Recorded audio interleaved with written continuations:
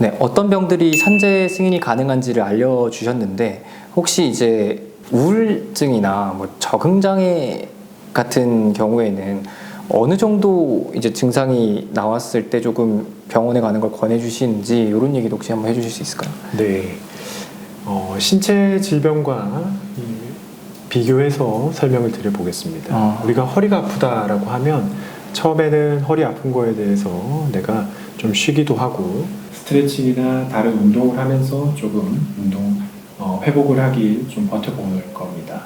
그러다가 아예 걷지도 못할 만큼 통증이 심하고 일상생활을 할 때 통증 때문에 내가 지장을 받을 정도라고 하면 병원에 가셔서 근이완제나 진통제 같은 약물치료, 또 도수치료, 재활치료, 물리치료를 통해서 조금 더 회복되실 수 있으실 겁니다. 마음에 대한 증상도 비슷하다라고 생각을 합니다. 어느 정도 수준의 스트레스나 불안, 우울, 불면과 같은 증상이 생겼을 때는 스스로 멘탈 관리, 스트레스 관리라고 하죠. 또는 어떤 분들은 종교적으로 도움을 받기도 하시고 어떤 분들은 취미활동, 가족 간의 어떤 도움을 받아서 해결을 하실 겁니다.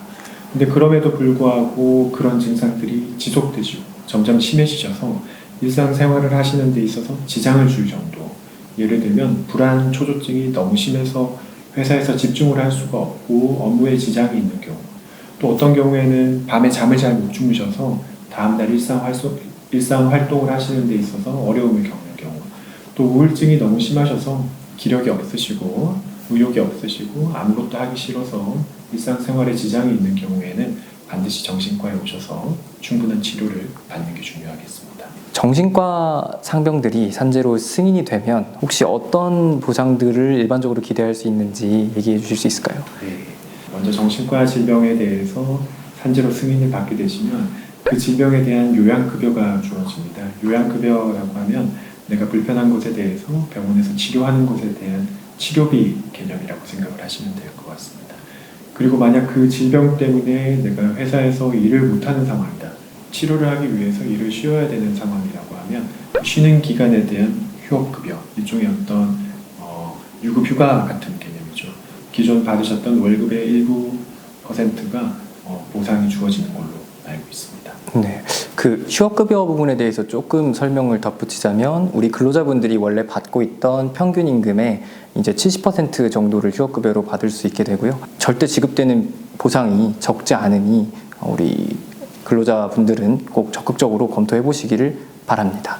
그 정신질병 산재 같은 경우에도 이 다른 일반적인 산재들과 같이 요양을 거친 뒤에 치유되었다고 하면 장애 판정이 가능한지, 장애 등급이 나오는지 이걸 많이 궁금해 하시는데요. 네, 물론입니다. 정신질병의 경우에도 충분한 치료 후에 일부 증상이 남아있다, 고정되었다라는 표현을 산재에서는 사용을 하는데 일부 증상들이 남아있는 경우에는 산재 보상보험법에 따라서 장애 등급 판정이 가능합니다.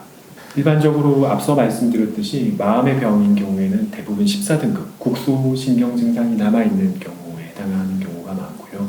특별한 경우에는 또 12급 이상으로 도움이 주어지기도 합니다.